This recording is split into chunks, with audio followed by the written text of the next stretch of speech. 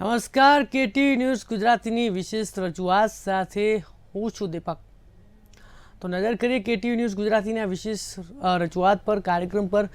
ખાસ કરીને જે આજકાલ જે ગુજરાતમાં એક મુદ્દો ચર્ચાસ્પદ બન્યું છે, ગુજરાતની એક દીકરી છે અરીહા, કે જેને ફોસ્ટર કેરની અંદર જર્મનીમાં જે કાયદાને લઈને, એક કાળા કાયદાને લઈને તેને માતા પિતાથી વિખૂટી પાડવામાં આવ્યું છે।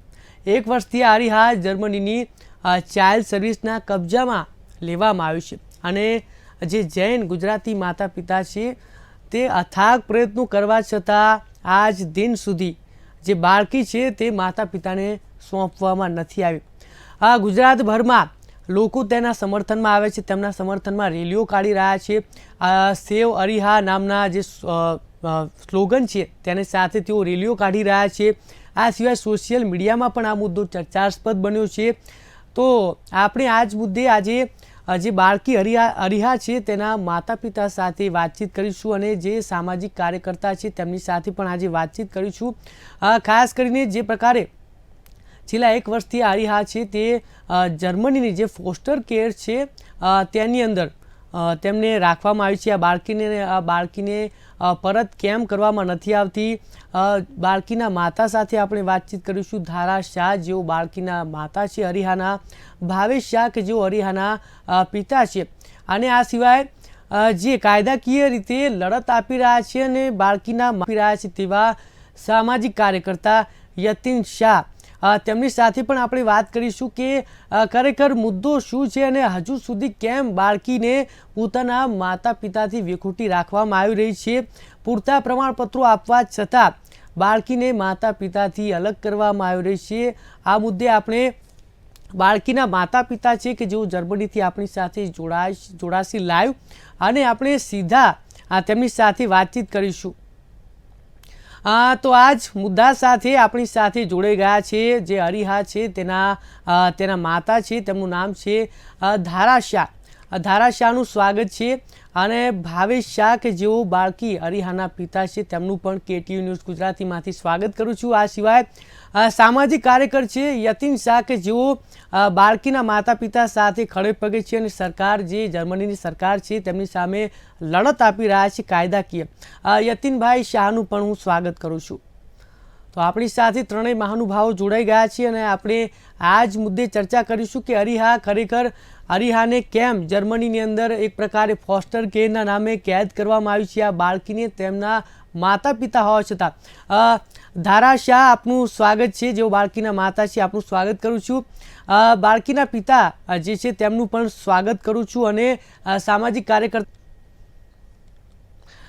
ખાસ કરીને જે મુદ્દો છે કે બાળકી જર્મનીના ફોસ્ટર કેરની અંદર જે રાખવામાં આવી છે, અને આ કાળો એક પ્રકારનો કાયદો કહી શકાય, માતા પિતા હોવા છતાં આ રીતે બાળકીને અનાથની જેમ અનાથાલયમાં રહેવું પડ્યું છે। તો એવો કયો કાયદો છે જેના કારણે બાળકીને માતા પિતાથી અલગ કરવામાં આવી રહ્યું છે? આપને પૂછવા માંગીશ ભાવેશભાઈ। મારી દીકરીને ઈજા પહોંચી ગઈ હતી મારી મમ્મીથી, એટલે એ દરમિયાન અમે લોકો એને ડોક્ટર પાસે લઈ ગયા હતા। ડોક્ટરે અમે લોકોને પાછું મોકલી દીધું હતું। અમે પાછા ડોક્ટર પાસે લઈ ગયા હતા ફોલોઅપ ચેકઅપ માટે, અને એ દરમિયાન પછી એ લોકોએ કીધું કે લાઈક એને ત્યાં પ્રાઇવેટ પાર્ટનર પર ઈજા પહોંચી ગઈ છે, એટલે અમે લોકોને હમણાં ચાઇલ્ડ સેફ નથી લાગતું, અને એ લોકોના કસ્ટડીમાં લઈ લીધું। પછી અમારા ઉપર ક્રિમિનલ ઇન્વેસ્ટિગેશન થયું હતું, જે બધા રિપોર્ટ્સ આવ્યા પછી એ બધી ચીજ બંધ થઈ ગઈ। તો પણ ચાઇલ્ડ સર્વિસ હવે એનો કેસ ખેંચી રહી છે, અને અમે લોકોને સાયકોલોજીકલ ઇવેલ્યુએશન કરવા કીધું છે ફિલહાલ, અને એના પછી જે લોકો કઈ નિર્ણય લેશે। આ ચીજને બહુ લાંબો સમય લાગે છે, એટલે અમે લોકો સરકારથી એ માંગ કરે છે કે અમારી છોકરીને એ દરમિયાન ઇન્ડિયા એના રિલેટિવ પ્લેસમેન્ટમાં એના રિલેટિવ પાસે આપવામાં આવે। જી આપણે પૂછવા માંગીશ ધારાબેન કે જે પ્રકારે બાળકીને ફોસ્ટર કેરની અંદર રાખવામાં આવી છે, પૂરતા દસ્તાવેજો રજૂ કર્યા છે, એવી પણ વાતો વહેતી થઈ છે, તેમ છતાં બાળકીને ત્યાં અનાથાલયમાં રહેવું પડી રહ્યું છે, તેને લઈને શું કહેવું છે આપનું? બાળકીને રાખવામાં આવી છે, જે કીધું ભાવેશે કીધું એ રીતના હવે કોઈ પોલીસ ઇન્વેસ્ટિગેશન નથી ચાલ્યું, એ બધું એ લોકો કોઈ લગાવી જ નથી શક્યા આમાં અપરાધો, પણ હવે એ લોકો બસ પ્રક્રિયાના નામે કાયદાઓની આટીઘૂંટીમાં ફસાવીને પ્રોસેસ લંબાવ્યા કરે છે, અને ટેસ્ટ કરવા માંગે છે કે અમે બાળકને ઉછરી શકીએ એવી હાલતમાં છીએ કે નહીં। જી જી બિલકુલ. ખાસ કરીને યતીનભાઈ આપની પાસે આવવા માંગીશ કે જે પ્રકારે આપ સામાજિક કાર્યકર્તા છો અને કેટલાય સમયથી તેમની સાથે લડત આપવામાં આપ મોટી ભૂમિકા અદા કરી રહ્યા છો. યતીનભાઈ આપને પૂછવા માંગીશ કે જે પ્રકારે આપ કાયદાકીય રીતે પૂરતા પ્રમાણપત્રો પણ રજૂ કર્યા છે અને પૂરતી રજૂઆત પણ કરવામાં આવી છે જર્મનીની સરકારને, તો આખરે ક્યાં ગૂંચવાડો ક્યાં છે અને ક્યાં અટક્યું છે કામ? કેમ હજી સુધી બાળકીને માતા પિતાને સોંપવામાં નથી આવી? નમસ્કાર સૌને. સૌથી પહેલા તો હું આપ સૌને એક કહેવા માંગુ છું કે કામ ક્યાં, તમારો જે પ્રશ્ન છે કે કામ ક્યાં અટક્યું છે અને ગૂંચવાડો શું છે, ગૂંચવાડાને તમે કહી શકો કે અન્યાય ક્યાં થઈ રહ્યો છે અને નિષ્ક્રિયતા ક્યાં છે. આ કેસના બે પહેલું છે. એક તરફ છે જર્મન સરકાર અને બીજી તરફ છે આપણું ભારત, એટલે કહી શકે વિદેશ મંત્રાલય, જેને પોતાનો રોલ અદા કરવાનો છે. જી. અને આ બંનેની વચ્ચેની જે સમન્વયનો અભાવ છે અને એની વચ્ચે આ નિર્દોષ માસૂમ અરીહા એનું જીવન અત્યારે દાવ ઉપર લાગ્યું છે. એક વર્ષથી કદાચ 7મી નરક કહેવું પણ અતિશયોક્તિ ના લાગે એવા ફોસ્ટર કેરમાં, જર્મનીના ફોસ્ટર કેરની અંદર એ બાળકીના એક દિવસ કદાચ એક વર્ષની જેમ વીતી રહ્યા છે, જેની કદાચ આપણને કલ્પના પણ નથી. હવે જેમ ધરાબેન અને ભાવેશભાઈ દરેક ચેનલ ઉપર પોતાના રીતે બિચારા રજૂઆત કરી રહ્યા છે કે સત્યને કહેવાનો પ્રયાસ કરી રહ્યા છે લોકો સુધી કે એમની ઉપર કોઈ પણ જાતનો ક્રિમિનલ કેસ નથી. જર્મન સરકારે કોઈ કસર બાકી નથી રાખી એમની ઉપર ક્રિમિનલ કેસ લગાવવા માટે, પણ ઇન્વેસ્ટિગેશન દરમિયાન 3-3.5 મહિના જેટલી પ્રક્રિયા દરમિયાન ક્રિમિનલ કેસ લગાવવાના પૂરા પ્રયત્નો થયા, પણ એ લોકો નિર્દોષ હતા, એમનો કોઈ વાંક નહોતો, એમને કોઈ ગુનો નહોતો કર્યો, એટલે કુદરતે પણ એમને સાથ આપ્યો અને દરેક પ્રક્રિયામાંથી એ લોકો નિર્દોષ સાબિત થયા. જ્યારે જર્મન સરકારના, હું જે તમને કહી રહ્યો છું એ ટોટલી મારી ઘટનાનું અર્થ મેં પોતે જે નિચોડ કાઢ્યો છે, એમના જે પણ ડોક્યુમેન્ટ છે, 155 પેજનું એમનું ડોક્યુમેન્ટ મેં ઘણા દિવસો સુધી સ્ટડી કરી છે. હું કોઈ વકીલ નથી કે હું કોઈ મોટો ઉચ્ચ અધિકારીના કે કોઈ મેં કોર્સ નથી કર્યા કે હું કોઈ એવા સરકારમાં કોઈ એવા સ્થાને નથી, પણ હું માણસ છું અને માનવતાના નાતે જ્યારે મને ખબર પડી કે આ આપણા દેશની દીકરી આવી રીતે અન્યાયની સાથે લડી રહ્યું છે, એક દંપતી જર્મનીના બર્લિન શહેરમાં સ્ટ્રગલ કરી રહ્યું છે પોતાના ન્યાય માટે, તો આ કેસમાં મેં થોડી ઘણી સ્ટડી કરી, મારા ઘણા વકીલ મિત્રો છે એમની મેં સલાહ પણ લીધી છે અને એ ઉપરથી હું તમને જે પણ કહી રહ્યો છું એનો નિચોડ અને તમારા મારફતે હું લોકો સુધી પહોંચાડવામાં માંગુ છું કે સૌથી પહેલા આ દંપતી ઉપર કોઈ પણ ક્રિમિનલ કેસ નથી. ઇનફેક્ટ હતો અને બંધ થઈ ગયો એવું પણ નથી, શરૂ જ નહોતો થઈ શક્યો. નંબર 1. નંબર 2 છે અત્યારે એમની ઉપર એ લોકોએ સિવિલ કસ્ટડીનો કેસ લગાવ્યો છે, એ પણ આપણે ગુજરાતમાં કહીએ, ભારતમાં કહીએ તો નીચલી કોર્ટમાં, એકદમ નીચલી કોર્ટની અંદર કે ભાઈ તમારી બાળકીને અમે હજુ નહીં આપીએ, પહેલા તમે પોતે પેરેન્ટ્સ છો કે નહીં એનું અમે એનાલિસિસ કરીશું. એમાં સાયકોલોજીકલ ટેસ્ટ આવે છે, બીજું કશું આવતું નથી. હવે સાયકોલોજીકલ ટેસ્ટ કોણ કરે? સાયકોલોજીકલ ટેસ્ટ કરવા માટે તમારે સંવાદ કરવો પડે, એકબીજા એમના પ્રશ્નો પૂછવા પડે, એમના જવાબ એ લોકોએ સાંભળવા પડે. જર્મનીની અંદર એ લોકો, ત્યાંના લોકલ લોકો અંગ્રેજી સમજતા નથી ને આપણને જર્મની આવડતું ના હોય, નેચરલ છે, તો એમને ત્યાં ટ્રાન્સલેટર રાખ્યો છે. એ ટ્રાન્સલેટર આ આખી પ્રક્રિયામાં જેની શંકાસ્પદ ભૂમિકા રહી છે, એમને આખા બર્લિનમાંથી ભારતના ગુજરાતી ફેમિલી માટે બીજો કોઈ ટ્રાન્સલેટર ના મળ્યો અને એક જ ટ્રાન્સલેટર મળ્યો, એ પણ પાકિસ્તાનનો ઉર્દુ ભાષાનો જાણકાર. જી. પાકિસ્તાનની ઉર્દુ ભાષા અને ઇન્ડિયાની ઉર્દુ ભાષા વચ્ચે પણ ઘણો મોટો તફાવત છે. ઘણા શબ્દોના અર્થના અનર્થ થઈ જાય એટલો મોટો તફાવત છે.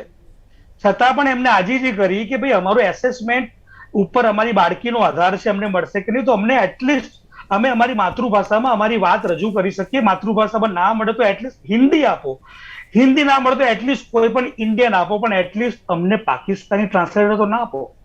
છતાં પણ એમની રજૂઆતો આ લોકોએ સાંભળી નહીં. 2 વાર અપીલ કરી. આ મિસ્ટર મલિકની જગ્યાએ મિસ મલિકને આપી દેવામાં આવ્યા, પણ હજુ પણ ઉર્દુ ટ્રાન્સલેટર બદલવા માટે લોકો સ્ટ્રગલ કરી રહ્યા છે. એટલે આખા કેસમાં જે પણ રિપોર્ટ્સ બન્યા, જે ઉર્દુ ટ્રાન્સલેટરે એમની સાથે સંવાદ કરીને જે પણ રિપોર્ટ બનાવ્યા, બાળકીની કેવી રીતે થઈ, દાદીનો શું રોલ હતો, કેવી રીતે પડી ગયા, કેવી રીતે વાગ્યું હતું, એ બધી વસ્તુની અંદર એમને આખી ચર્ચા કરવા જવું તો કદાચ 2 કલાક જેટલો સમય લાગે પણ સમયની સૂચકતાના કારણે હું ટ્રાય કરીશ કે તમને મેઇન મુદ્દા ઉપર હું હમણાં ખાલી ટચ કરવા માંગુ છું. જી. તો ઉર્દુ ભાષાના જાણકારે જે પણ પ્રક્રિયા, જે પણ લોચા માર્યા છે, જે પણ એમને અર્થઘટન ઊંધી રીતે કર્યું છે, એમાં આ પરિવાર ફસાઈ ગયું છે. હવે આ વાત કરું છું બાળકીનું જર્મન ફોસ્ટર કેરની અંદર શિફ્ટિંગ કરવા માટેનું પણ જે નિયમ છે, તમે કોઈ પણ બાળક, આ જે નવો કેસ નથી, દુનિયાના ઘણા બધા દેશોમાં ભારતના નાગરિકો રહે છે, ભારતમાં બહારના નાગરિકો રહે છે, એમના માતા પિતાથી પણ જ્યારે બાળકને વાગે છે અથવા એમની વચ્ચે ઝઘડા થાય છે, જ્યારે એમની પર કેસ ચાલે છે, ત્યારે એમના બાળકને પ્રક્રિયા પ્રમાણે ત્યાંની જે તે સરકાર લઈ શકે છે. અને જ્યાં સુધી કેસનો ચુકાદો ના આવે ત્યાં સુધી બાળકને કેવી રીતે રાખવું એના પણ કાયદા છે. આ કેસની વાત કરીએ તો અત્યારે જે ચાઇલ્ડ કસ્ટડીનો કેસ દંપતી ઉપર ચાલી રહ્યો છે, એ પ્રમાણે એમનું જે બાળક, હવે કેસ 2 વર્ષે પણ પતે, 2.5 વર્ષે પણ પતે, અને કદાચ એનાથી વધારે પણ સમય લાંબો લાગી જાય, પણ ત્યાં સુધી બાળકીનું શું? બાળકીએ તો કોઈ ગુનો નથી કર્યો. એટલે આ વસ્તુને ધ્યાનમાં રાખીને ભારત સરકાર અથવા બધા જ દેશોની સરકારે ભેગા થઈને કાયદો ઘડ્યો હતો 1990 ની આસપાસ. એનું નામ છે UNCRC, United Nation convention on the right of the child. એના અંતર્ગત આવા કેસમાં કોઈ પણ બાળકના જ્યારે મા બાપની ઉપર કેસમાંથી પસાર થતા હોય અને ચુકાદો ના આવ્યો હોય, તો એ પ્રમાણે એ બાળકને પોતાના ધર્મમાં, પોતાના કલ્ચરમાં અને પોતાની એથનિસિટી, એટલે જે એનો વર્ણ છે, એ પ્રદેશમાં એને રહેવાનો સૌથી પહેલો અધિકાર છે. જ્યાં એનો ધર્મ સચવાય, જ્યાં એની સંસ્કૃતિ સચવાય, એનું પણ ખુલ્લેઆમ જર્મની સરકાર ઉલ્લંઘન કરી રહી છે. એ તો કરી જ રહી છે, પણ એ ઉલ્લંઘનની સામે પણ આપણું વિદેશ મંત્રાલયે હજુ સુધી એવી કોઈ પ્રક્રિયા આપી નથી. એના કારણે જર્મન સરકારનો કોન્ફિડન્સ મહિનાઓમાં વધતો ગયો. હવે બીજો એક કેસ, બીજું તમે મુદ્દો ટચ કરીએ તો એ લોકોએ જે રિપોર્ટ આપ્યો છે ભારત સરકારને કે અમે લોકો કેમ જર્મન ફોસ્ટર કેરમાં આ બાળકને રાખીએ છીએ અને કેમ ભારતમાં આ બાળકને રિપાર્ટિએશન એટલે પ્રસ્થાપિત કરી શકાય કેમ નથી, એના એક કારણ આપ્યા છે. બહુ જ વિચારવા જેવું, સમજવા જેવું છે. એમાં એક મુદ્દો એમને એવો લખ્યો છે કે અમે કે અરિહાને UNCRC લો પ્રમાણે અધિકાર છે પોતાના ભારતમાં જવાનો, એ તો એમને માની લીધું, પણ સાથે સાથે એમને એવું કીધું છે, ત્યાંની ઇન્ડિયન એમ્બેસીના લોકોને પત્ર લખ્યો છે, એ રિપોર્ટમાં પણ મેન્શન કર્યું છે કે જો તમારે ભારતની અંદર જો બાળકીને રિપાર્ટિએશન કરવું હોય તો અમને એવું લાગે છે કે ભારતની અંદર ચાઇલ્ડ પ્રોટેક્શન સિસ્ટમનો કોઈ કાનૂન જ નથી. ભારતની અંદર બાળકની સુરક્ષા સચવાય એવી કોઈ પ્રણાલી નથી. હવે આટલો મોટો ગંભીર આરોપ ગણો કે નિગ્લિજન્સી ગણો કે આટલું મંત્રાલય છે, ચાઇલ્ડ વેલફેર કમિશન છે, મિનિસ્ટ્રી છે, વુમેન વેલફેર મિનિસ્ટ્રી છે, જેને આપણા શ્રીમતી સ્મૃતિ ઈરાનીજી સંભાળી રહ્યા છે. હવે આટલું મોટું મંત્રાલય છે, દેશના દરેક જિલ્લાઓમાં ચાઇલ્ડ વેલફેર કમિટી છે, અમદાવાદની અંદર પણ છે. ઇનફેક્ટ અમુક મહિના પહેલા અમે જયારે અમદાવાદ ચાઇલ્ડ વેલફેર કમિટીનો સંપર્ક કર્યો તો એમને કીધું કે કદાચ જો અમારી રિપાર્ટિએશન અમારી બાળકીનું થાય તો તમારું શું મંતવ્ય છે? તો અમદાવાદની ચાઇલ્ડ વેલફેર કમિટીએ પણ કીધું છે કે આ જો બાળકી જો કદાચ ભારત સરકાર રિપાર્ટિએશન ભારતમાં કરશે તો અમે લોકો આ બાળકીને સાચવવા તૈયાર છે. અમને અનુભવ પણ છે કે આ થોડાક સમય પહેલા યુકેમાં પણ આવો કેસ બન્યો હતો અને એ બાળકીને લોકો સક્સેસફુલી રિપાર્ટિએટ કરીને ઇન્ડિયામાં લાવ્યા હતા. એટલે આ કોઈ નવું નથી, પણ આ કેસની અંદર જે જર્મનીએ ઉપજાવી કાઢેલો જે રિપોર્ટ છે અને રિપોર્ટની સામે એમને એક જ વસ્તુ કીધી છે કે ભારત સરકાર જો અમને લેખિતમાં આપી દે કે અમારી ત્યાં બાળકને સાચવવાના, બાળકની સુરક્ષા સાચવે એવા પૂરતા લો છે, કાયદા છે અને ચાઇલ્ડ વેલફેર કમિટી છે, તો જર્મન સરકાર આ બાળકીને ઇન્ડિયામાં સોંપવા તૈયાર છે. કેસ આટલો સિમ્પલ છે. જૂન મહિનામાં એ લોકોએ માંગ્યું છે કે તમે લેખિતમાં અમને આપી દો, પણ આપણને દુઃખ થાય, આપણને આઘાત લાગે કે હજુ પણ જૂન, જુલાઈ, ઓગસ્ટ અને સપ્ટેમ્બર 4 મહિના છતાં આપણા વિદેશ મંત્રાલય તરફથી આ બાબતે કોઈ પણ ચહેલપહેલ થઈ નથી રહી. એટલે આપણને એવું થાય કે કદાચ એ ગુનો બાળકીનો એ પણ છે કે કદાચ એ કોઈ સેલિબ્રિટીની છોકરી નથી, કદાચ એ દીકરી કોઈ નેતાની દીકરી નથી. અધરવાઇઝ આ દીકરીને આટલી બધી પીડા ના સહન કરવી પડી હોત. એનો જે અધિકાર છે એટલું જ આ દંપતી માંગી રહી છે અને આ દેશ પણ આજે આ દંપતી સાથે ધીરે ધીરે જોડાઈ રહ્યો છે. દરેક ગુજરાતીના દિલમાં આર્યા માટે વેદના ઉત્પન્ન થઈ રહી છે. કેટલા બધા રોજના મને ફોન આવે છે ગુજરાતમાંથી, ગુજરાતની બહારથી, ઇન્ડિયાની બહારથી એ લોકો પોતાને બનતી બધી જ ચેનલ લોકો એપ્લાય કરી રહ્યા છે અને એ લોકો પૂરતા પ્રમાણમાં પ્રયત્ન કરી રહ્યા છે. તમને જ્યાં હું અત્યારે કહી રહ્યો છું, કદાચ 1 થી 2,000 લોકોને હું આ વસ્તુ સમજાવી ચૂક્યો છું, જે લોકો મદદ કરવા માંગે છે, અને બધા જ લોકો પોતપોતાની રીતે પ્રયત્નશીલ છે. પણ આપણે બહુ દુઃખ સાથે કહેવું પડે, આપણે બહુ ખેદ સાથે કહેવું પડે કે ભારત સરકાર અને આપણી રાજ્ય સરકાર જે વાતમાં બેટી બચાવોનું આપણને નારો કહેતું હોય, જી સંવેદનશીલ સરકાર આપણને વાતમાં આપણને પોતાની ગર્વ મહેસૂસ કરતી હોય, સારું છે. મને પણ ગર્વ છે કે મારી સરકાર સંવેદનશીલ છે.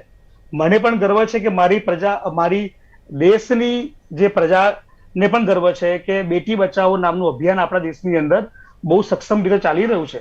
પણ જ્યારે આપણે આ બેટીની વાત ઉપર જ્યારે મારી નજર અટકી જાય છે, ત્યારે મને દુઃખ થાય છે કે આટલો વિશાળ દેશ, જે દેશ દુનિયાની અંદર ઉભરતી તાકાત ગણાતો હોય, જે દેશની સંસ્કૃતિ માટે જે દેશ વખણાતો હોય, જેના લોકતંત્ર માટે આ દેશ ઓળખાતો હોય, એ દેશની દીકરી ને પોતાના ન્યાય માટે 1 વર્ષ સુધી ફોસ્ટર કેર જેવી 7મી નરકમાં રહેવું પડે. અને આપણે ગુજરાતની દીકરી હોય કે ભારતની દીકરી હોય, આટલી લાચારી શા માટે? એ પ્રશ્ન મારે તમારા માધ્યમથી સરકારને પૂછવો છે. જી બિલકુલ બીજું છે, યતીનભાઈ, જે પ્રકારે આપે માહિતી આપી, સુંદર મજાની વ્યવસ્થિત માહિતી આપી, અને ખાસ કરીને આપણે જણાવી દઉં કે જે બાળકી છે તેના સમર્થનમાં આજકાલ મહારાષ્ટ્ર, ગુજરાત, રાજસ્થાન સહિતના લોકો જે છે તેના સમર્થનમાં આવ્યા છે. અને સોશિયલ મીડિયાની અંદર પણ એક પ્રકારે સેવ અરીહા નામની જે સોશિયલ મીડિયામાં પોસ્ટો થઈ રહી છે, આનું નિરાકરણ ચોક્કસથી આવવું જોઈએ. ખાસ કરીને બાળકીના પિતા છે તેમને પૂછવા માંગીશ, માતા અને પિતા બંનેને, કે જે પ્રકારે જર્મનીમાં એવા પ્રકારના કયા કાયદાઓ છે કે જેથી કરીને ભારતીય લોકો ત્યાં જાય તો તેમણે ખાસ કરીને કઈ સાવધાની રાખવી જોઈએ અને બચવું જોઈએ એવા કાળા કાયદાઓથી.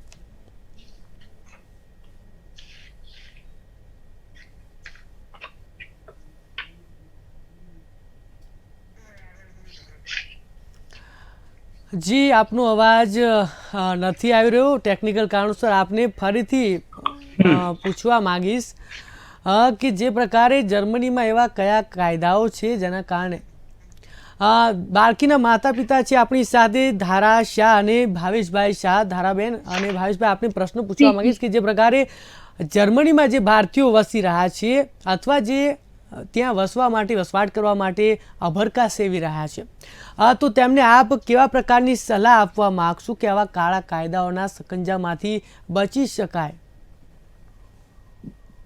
કાયદો તો એક જ છે કે best interest of the child, બાળક માટે સારું શું એ જોવાનું હોય. અને કાયદા પ્રમાણે બાળક માટે સારું એ જ હોય કે કોઈ પણ સંજોગોમાં મા બાપ પાસેથી લેવામાં આવે તો એના પરિવારજનો કાં તો એની સંસ્કૃતિમાં સોંપવામાં આવે.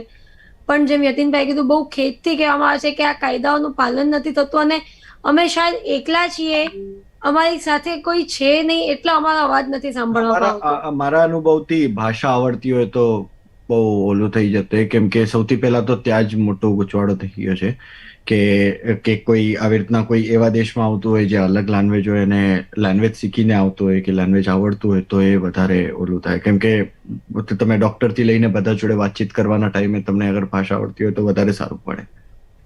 જી હા બિલકુલ. ખાસ કરીને યતીનભાઈ, આપને પૂછવા માંગીશ, આપની પાસે આવીશ. આપ ઘણા સમયથી અરીહાને બચાવવા માટેની જે કાયદાકીય લડત છે તે બાળકીના માતા પિતા સાથે આપ રહી અને પ્રયત્નો કરી રહ્યા છીએ. તો ખાસ કરીને ભારત સરકારને શું અપીલ કરવા માગશો? આ ટેલિવિઝનના માધ્યમથી, આ ન્યૂઝ ચેનલના માધ્યમથી આપ શું સંદેશો આપવા માંગો છો? મારે સર્વે દર્શકોને અને ભારત સરકારને અને રાજ્ય સરકારને એક નમ્ર વિનંતી કરવી છે કે આ કેસની અંદર જે કાયદાકીય રીતે તો અરીહા ભારતમાં આવવા માટે હકદાર છે જ. દરેક નાગરિકને એ પોતાના દેશમાં, પોતાના ધર્મમાં, પોતાની સંસ્કૃતિની અંદર રહેવાનો અધિકાર છે. સ્વર્ગીય શ્રીમતી સુષ્મા સ્વરાજજીએ પણ આવા ઘણા બધા બાળકોને રિપાટ્રિએટ કર્યા હતા આ જ કાયદા હેઠળ. આ કોઈ નવું નથી. સરકારે પોતાની ઈચ્છા શક્તિથી આ નાની બાળકીના ફાઇલને પોતાની દીકરીની ફાઇલ હોય એવી રીતે જોવી પડશે તો એમને આપોઆપ રસ્તા મળી જશે. બીજી વસ્તુ મારે દર્શકોને એ પણ કહેવી છે, હું કોઈ પ્રૂફ સાથે અત્યારે અહીંયા લઈને નથી બેઠો, પણ તમે ગૂગલની અંદર dark side of the German child care service, જે મને થોડા સમયથી અનુભવ થઈ રહ્યો છે કે આપણા જે વિદેશ મંત્રાલયના અમુક અધિકારીઓ આ જર્મન ચાઇલ્ડ કેર સર્વિસનો લેટર આખી દુનિયાને બતાવી રહ્યા છે કે જો આ લેટરમાં કેવું લખ્યું છે, અરિયાને શું વાગ્યું હતું, અરિયાને તો આ વસ્તુની ઈજા પહોંચી હતી. પણ એની પાછળની સચ્ચાઈ જાણવાનો પ્રયત્ન એમને મા બાપ પાસેથી 1 વર્ષ વીતી ગયું, ટેલિફોનિક વાત સુદ્ધા નથી કરી એ લોકો. જી, એનો મતલબ કે લોકો જર્મન ચાઇલ્ડ કેર સર્વિસને ના રિપોર્ટને સર્વે માને છે. હવે એ જર્મન ચાઇલ્ડ કેર સર્વિસમાં આપણે નજર રાખી દઈએ એની હિસ્ટ્રીની અંદર, આ એવી જર્મન ચાઇલ્ડ કેર સર્વિસ છે જેની અંદર યુરોપના દેશોના લોકોએ જ આંદોલન ચાલુ કર્યા છે, ત્યાં પ્રોટેસ્ટ થઈ રહ્યા છે. એ લોકો જર્મન સરકારને આ નિર્દય જર્મન ચાઇલ્ડ કેર સર્વિસ બંધ કરવાની અપીલ કરી રહ્યા છે. પણ કદાચ જર્મન સરકારને ખબર નહીં એની અંદર શું બેનિફિટ દેખાય છે, એટલે આ લોકોની અવાજને સાંભળી નથી રહ્યા. હું પહેલા પણ એક ચેનલના માધ્યમથી મેં વાત કરી હતી, આપ સૌને કહું છું, અમુક પ્રશ્ન સાથે આપ તમને છોડતો જઉં છું. દુનિયાની અંદર સૌથી વધારે વેક્સિનનું પરીક્ષણ ક્યાં થાય છે એ તમે ગૂગલમાં સર્ચ કરીને જોજો. દુનિયાની અંદર ચાઇલ્ડ ટ્રાફિકિંગ સૌથી વધારે ક્યાં થાય છે અને જર્મનીમાં એનો નંબર કેટલામાં આવે છે તમે જરા ગૂગલ કરીને જોઈ લેજો. દુનિયાની અંદર કેટલા બાળકોને દર વર્ષે ખોટી રીતે ઝડપી લેવામાં આવે છે અને એના મા બાપ પાસેથી અલગ અલગ પ્રકારની ફી રૂપે લાખો યુરો, લાખો રૂપિયા જે પણ કરન્સીમાં ત્યાં હોય એ રીતે પડાવવામાં આવે છે. એમાં જર્મનીનો નંબર કેટલામાં આવે છે એ ફોરેન મિનિસ્ટ્રીના અધિકારીનો ઓફકોર્સ મારા કરતા 1000 ગણું નોલેજ હશે. હું તો એક સામાન્ય નાગરિક છું, છતાં પણ ઇન્ટરનેટ ઉપર ઉપલબ્ધ માહિતી, ત્યાંના એનજીઓ ચાલતા આંદોલન, ત્યાંના એનજીઓ દ્વારા ચલાવતા આંદોલન દ્વારા પણ માહિતી મેળવીને એક મારા કોમન સેન્સથી હું વિચારી શકું છું કે આ બાળકી કેટલા મોટા ટ્રેપમાં ફસાઈ છે, આ દંપતી કેટલા મોટા સ્કેમનો ભોગ બની છે, આ દંપતીને કેવી જ રીતે કાયદાની માયાજાળમાં ફસાવવામાં આવ્યા છે. હું એક નોર્મલ સામાન્ય નાગરિક તરીકે પણ જો મારી બુદ્ધિ મને કહેતી હોય કે અહીંયા હળહળતો અન્યાય થઈ રહ્યો છે આ બાળકી સાથે અને ન્યાયપૂર્વક એ બાળકીને ભારતમાં આવવાનો અધિકાર છે, છતાં પણ આપણું ફોરેન મંત્રાલય ખબર નહીં આ દિશામાં કેમ હજુ સુધી નથી વિચારતું. અને કદાચ એમનું વિચારવાનું ચાલુ પણ કર્યું હોય તો હજુ સુધી અમને કોઈ એવો સંદેશો મળ્યો નથી, એટલે અત્યારે તો અમે કશું કહી શકીએ એમ નથી. સેકન્ડથી એક જ પ્રાર્થના છે કે સ્વર્ગીય શ્રીમતી સુષ્મા સ્વરાજજીની જે પ્રેરણા હતી, દેશના કોઈ પણ નાગરિક વિશ્વના કોઈ પણ ખૂણામાં હોય તો એની માતા બનીને એને બચાવવા માટે હંમેશા અગ્રેસર રહેતા હતા. હું ઈચ્છું છું કે અત્યારનું વિદેશ મંત્રાલયના જે મુખ્ય છે શ્રી ડોક્ટર જયશંકરજી, એમનામાંથી પ્રેરણા લે અને એમના અધિકારીઓને પણ આ માનવતાની દિશાની અંદર વિચારવાનું અપીલ કરે તો મને એવું લાગે છે કે આ બાળકીને ભારતમાં આવવા માટે કદાચ એકાદ મહિનો પણ ના લાગે. બસ આ દીકરીની ફાઇલને, પોતાની દીકરી છે એવી રીતે એની ફાઇલને ખોલવાની જરૂર છે. તો કોઈ પ્રકારના ગૂંચવાડા જે અત્યારે દેખાઈ રહ્યા છે એ દરેક ગૂંચવાડાઓ આપોઆપ સોલ્વ થઈ જશે. બિલકુલ.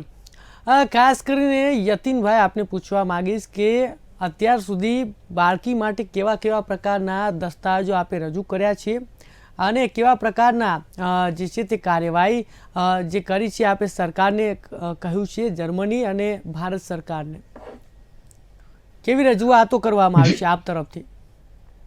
આજે ભાવેશભાઈ અને ધરાબેન છે, જર્મનીમાં રહે છે, એમને ત્યાંના લોયર પણ રોક્યા છે અને કાયદાકીય પ્રમાણે આઈ થિંક સપ્ટેમ્બર 2021 એટલે એક્ઝેક્ટ 1 વર્ષ પહેલા જયારે આ કેસની અંદર ફર્સ્ટ ટાઈમ જયારે એમને એપ્રોચ થયેલો જર્મન ચાઇલ્ડ કેર સર્વિસ તરફથી એમની બાળકીને જયારે લેવામાં આવી હતી, ઓલમોસ્ટ 1 વર્ષ થવા આવ્યું છે 22 તારીખે, ત્યારથી આજ દિન સુધી એમને કાયદાકીય પ્રક્રિયા ફોલો કરવામાં કોઈ પણ જાતની કચાશ રાખી નથી. એ લોકો સતત રીતે જર્મન ચાઇલ્ડ કેર સર્વિસના સંપર્કમાં તો છે જ, પણ સાથે સાથે જર્મનીમાં બેઠેલી ઇન્ડિયન એમ્બેસીના અધિકારીઓના સંપર્કમાં પણ છે. જ્યારે એમને જે પણ માંગ્યું એમને ટ્રાન્સપરન્ટ રીતે કોઈ પણ વસ્તુ છુપાવ્યા વગર, કોઈ પણ વસ્તુને તોડીને મરોડીને બોલ્યા વગર દરેક વસ્તુ એમને ઓનેસ્ટલી રજૂ કરી છે. અને એના કારણે જ અત્યારે તમે જોશો કે ધરાબેન અને ભાવેશભાઈ નો વિઝા પણ એમની પાસે છે, એમની પર અત્યારે કોઈ કેસ એવો નથી ચાલતો કે જે દેશની એમને ભારત આવવું હોય અત્યારે વિઝિટ માટે તો પણ આવી શકવા માટે એ મુક્ત છે. એમને કોઈ ત્યાં રોકનારું નથી એવું, કારણ કે એવો કોઈ ગંભીર ગુનો જ એમણે નથી કર્યો. એમના ઉપર કોઈ પણ પ્રકારની વિશેષ રોકટોક જર્મન સરકાર ઉપરથી નથી. જે પણ અત્યારે ઇસ્યુ ચાલી રહ્યો છે કે આપણી બાળકીને પોતાના કલ્ચરથી વિરુદ્ધ જર્મન કલ્ચરની અંદર પછી આહાર હોય, પછી ત્યાંની ઉછેર પદ્ધતિ હોય, એ જે વિપરીત પદ્ધતિ છે ભારતથી, એમાં એનો ઉછેર થઈ રહ્યો છે અને દિવસે ને દિવસે ત્યાં સમય લાંબો થઈ રહ્યો છે. અને એમની પાસે બીજા એવા કાયદા પણ છે કે જો હજુ વધારે 1-2 મહિનો જો કદાચ નીકાળી દે તો એમની પાસે વીટો પાવર એવો છે, principle law of the principle continuity, જેના અંતર્ગત એ લોકો આ બાળકીને જર્મન નાગરિક ડિક્લેર કરી શકે એમ છે. અને પછી કદાચ એવું બને કે દીકરીને ભારતમાં આવવાના દરેક રસ્તાઓ હંમેશા માટે બંધ થઈ જાય. એટલે જ મારે કહેવું છે, લોકોને પણ કહેવું છે અને સરકારને પણ કહેવું છે, આપણી દીકરી પાસે સમય બહુ ઓછો છે. એક દિવસ એની માટે બહુ જ પેઇનફુલ, પીડાદાયક પસાર થઈ રહ્યો છે. આપ સૌ લોકો, સરકાર જોડે પણ પ્રયત્નો ચાલુ છે અને સરકાર હજુ સાંભળી નથી રહી, પ્રતિસાદ નથી આપી રહી. એટલે પ્રજા જોડે પણ અમે લોકો સંપર્કમાં છીએ. અદ્ભુત આપણી માયાળુ પ્રજા છે, દયાળુ પ્રજા છે. આપણે તો પિંજરાની અંદર પુરાયેલા કબૂતરને પણ જોઈ નથી શકતા, પિંજરાની અંદર પુરાયેલા પારેવડાને પણ આપણે જોઈ નથી શકતા. અને આ તો આપણા ગુજરાતની દીકરી છે, એને અમે કેવી રીતે પાંજરામાં વધારે રહેવા દઈશું? કોઈ પણ કસર બાકી નહીં રહે. ચાહે સરકાર જોડે અપીલ કરવાની હોય, ચાહે પ્રજાજનો જોડે જેને અપીલ કરવાની હોય. તમને એટલું પણ કહું છું કે આજે આ ગુજરાતની જૈન દીકરી છે, એની સાથે સાથે દરેક સમાજ જોડાઈ રહ્યો છે એના સમર્થનની અંદર. વિશ્વ ગુજરાતી સમાજ, તમે કદાચ દિવ્ય ભાસ્કરમાં વાંચ્યું હશે 3-4 દિવસ પહેલા, એ લોકોએ પણ ખુલ્લી રીતે આ દીકરીને મદદ કરવા માટેની અપીલ કરી છે. એ લોકો પણ સક્રિય થયા છે અને એમનાથી બનતા પૂરેપૂરા પ્રયત્નો આ દીકરીને ભારતમાં લાવવા માટે કરી રહ્યા છે. બિલકુલ યતીનભાઈ, આપ કહી રહ્યા છો, આપને જણાવી દઉં કે આજકાલ ગુજરાતમાં નહીં પરંતુ મધ્યપ્રદેશ અને રાજસ્થાન સહિતના જે રાજ્યોમાં છે ત્યાં આ પ્રકારે આ દીકરીના સમર્થનમાં રેલીઓ યોજવામાં આવી રહી છે. સોશિયલ મીડિયામાં આજકાલ સેવ અરિહા નામની પોસ્ટ મૂકવામાં આવી રહી છે અને ખાસ કરીને સરકારને પણ આપણે કહીશું કે જેટલી વહેલી તકે દીકરીને ભારત લાવવામાં આવે, ગુજરાત લાવવામાં આવે અને બાળકીના માતા પિતાને ન્યાય આપવામાં આવે. યતીનભાઈ, આપનો આભાર. આપ અમારી સાથે જોડાયા બદલ આપનો આભાર. એક વાક્ય મારે કેવું છે, લાસ્ટમાં એક વાક્ય કેવું છે. જી જણાવો. ગઈકાલે સાબરમતીમાં દીકરી અરિહાને જે જન સમર્થન પ્રાપ્ત થયું હતું એ હજુ ફક્ત શરૂઆત છે. આગળ ઘણા બધા પ્રોગ્રામો પાઇપલાઇનમાં છે. જ્યાં સુધી આ સરકારને સંવેદનશીલ સરકાર પોતે છે એ સાબિત નહીં થાય ત્યાં સુધી આ માનવતાનું અભિયાન ચાલુ રહેશે. આ કોઈ સરકાર વિરોધી અભિયાન નથી, પણ આ દીકરીના સમર્થનની અંદર અભિયાન ચાલી રહ્યું છે. આ માનવતાના સમર્થનમાં અભિયાન ચાલી રહ્યું છે. આ એક કરુણાના સમર્થનમાં અભિયાન ચાલી રહ્યું છે. અને જ્યાં સુધી અમને સફળતા નહીં મળે ત્યાં સુધી અમે લોકોને જોડતા જ રહીશું અને માનવતાનો અને કરુણાનો જે ધોધ છે અમે વરસાવતા જ રહીશું આપણી આ દીકરી ઉપર. નમસ્કાર. જી બિલકુલ યતીનભાઈ, આપનો આભાર. અને ખાસ કરીને ધારાબેન અને ખાસ કરીને ભાવેશભાઈ, આપ અમારી સાથે જોડાય બદલ આપનો આભાર વ્યક્ત કરું છું. અને તો આપણે જણાવી દઉં કે આપ જે ખાસ કરીને પ્રોગ્રામ જે કરવામાં આવે છે તે અરિહા માટે જ કરવામાં આવે છે અને આપની જે રજૂઆત છે સરકાર સુધી પહોંચાડવાનો પ્રયત્ન કરીશું. અને આવનારા દિવસોમાં આ જે અરિહા છે તે આપણી પાસે ગુજરાતમાં આવી જશે તેવી પ્રાર્થના અને સરકારને રજૂઆત કરી છે. આપનો આભાર. તો દર્શક મિત્રો, આપણે જે વાત કરી છે અરિહા જે છે તે જર્મની ખાતે ભાવેશભાઈ અને ધારા શાહની જે દીકરી છે અરિહા, તે ફોસ્ટર કેરની અંદર જર્મનીના કાળા કાયદાની અંદર ફસાતા ફોસ્ટર કેરની અંદર મૂકવામાં આવી છે. બાળકીના માતા પિતા સાથે આપણે વાતચીત કરી, સામાજિક કાર્યકર્તા યતીનભાઈ શાહ સાથે વાતચીત કરી અને આગામી દિવસોમાં આ જે બાળકી છે તે ગુજરાતમાં આવી તેવી સરકારને આપણે રજૂઆત કરી છે. ત્યારે વધુ માહિતી સાથે મળીશું આવતીકાલે. ત્યાં સુધી મને રજા આપશો. જોતા રહો ત્યાં સુધી KTV ન્યૂઝ ગુજરાતી. નમસ્કાર.